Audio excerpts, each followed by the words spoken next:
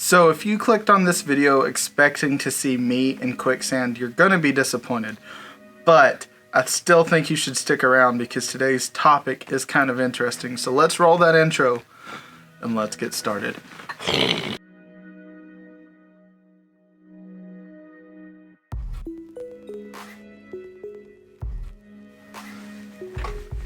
Okay, so this story's going to start out kind of weird. I am not a sports fan traditionally. Not really my thing. I like playing disc golf. I like playing regular golf. I played baseball and basketball in my younger years, but I'm not like, gotta watch football every Sunday. That's not me. But there is a movie that came out when I was younger called The Replacements with Keanu Reeves, and it was about football players who went on strike and they had substitute players came in. And it's this whole movie. If you've not seen it, you totally should. And there's a scene in it where they're talking about fear. And Keanu Reeves mentions quicksand, and everybody kind of looks at him like, what? And then he starts his explanation, and it's so vitally important to anyone who is a creator. And so what we're going to do today is talk about the quicksand of photography or cinematography or music, any of the creative arts in particular. So let's dive in. Let's talk about it. Quicksand. What is quicksand? It is literally sand that sucks you down and you can't get out. And the more you struggle, the faster it sucks you down, right? The only way to survive most of the time is to lay back, relax, and not fight it, which goes against everything that is in us as humans. We have that fight to survive mentality. So how on earth does that apply to photography or cinematography or music? Well, have you ever learned something or done something or tried something, whatever the case may be, or gotten into a job and you just felt like, I was not expecting this. This is too much. I'm not prepared and I don't know how to get out of this because I've already been hired for this job, or I've already committed to doing this job, or I've already signed on to play with this band, or whatever it may be. And the more you fight and the more you struggle to try to play catch up, most of the time it feels like you're just being pulled down and there's no real way to get out of that, right? And so the only actual way to make any progress is to just admit, hey, I'm in over my head. Like, I either need help or I hope I've given you enough time to find somebody else. But a lot of times as creators, we're prideful and we don't want to admit we're in over our head, or we don't want to admit that we've made a mistake, or that we had learned something wrong, whatever the case may be.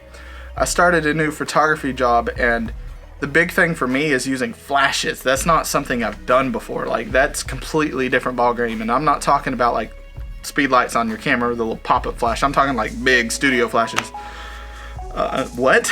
That's not my thing. Like, I've not used that before. I use these studio lights, but these are video lights and they're constant, and it's completely different as a strobe flash.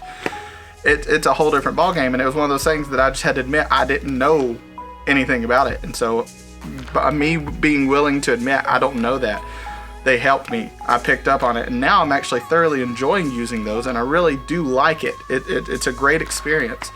Even so much as like a speed light on top, that's not something I had used a lot. I mean, I had used one a couple times, but using that one for graduations during the graduation season has been mind-opening because it completely changed the dynamic of the picture. You have to think about the way the light's bouncing off the walls, off the ceiling, off their faces, off their glasses, whatever the case may be. There's so much to think about, and that's not something I had experienced before. So I had to be willing to admit, I'm in the quicksand. I need help. I'm just going to lay back and admit that I don't know what I'm doing. Help. And that's when you will be able to get out of the situation you're in. So whatever it may be, if you are a musician, you sign up to play with a band and they're playing 70s pop and you don't know anything about 70s pop, that may be a situation where you get in over your head. Or if you're a cinematographer and they want you to do certain sequences, I cannot talk, and they want you to do transitions and you've not done those before and you don't know how to put it together, be willing to ask for help. Does that mean like tell the person, hey, I don't know what I'm doing? Not necessarily. That sometimes it's just as simple as go to YouTube, watch videos, learn it, do it, go on.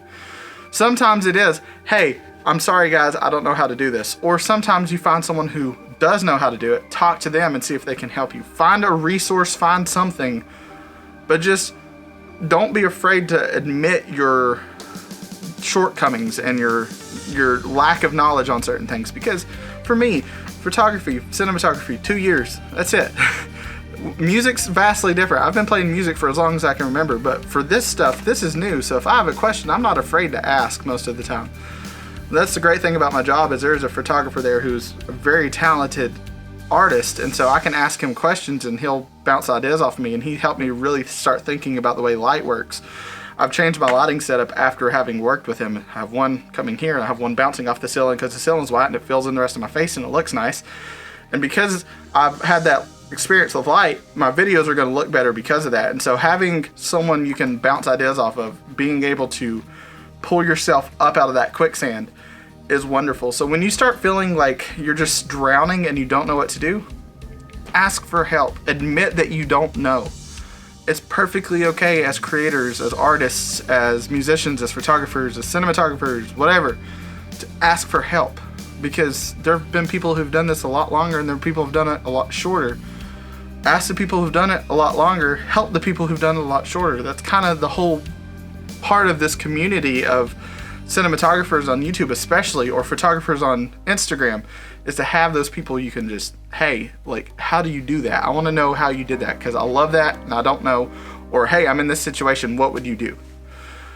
I hope this video helps you. This is just something that's been on my mind, especially starting this new job, being thrown into the world of flashes, which is polar opposite of anything I've done.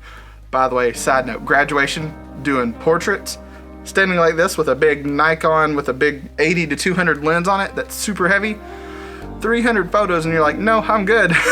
No more portraits, please. But I love it because I get to use a camera in my job. But side note, it's unrelated. I just wanted to share with you guys. I hope you've been having a great few weeks. I know it's been a while. I'm not gonna make excuses. I got in over my head trying to do too much. I've pulled the reins back on some things. That way I have some time to do this, because this is something I'm passionate about. But anyways, I hope you enjoyed the video. I hope it helped you think about this and maybe apply some of these things to your life. If you have any questions, leave a comment down below. Like the video if it helped you out at all. And if you're not already, subscribe to the channel. You probably clicked it just because the title's Quicksand, but hope you weren't too disappointed. Anyways, I love you guys. Don't forget to live that creative life. I'll see you next time. Bye.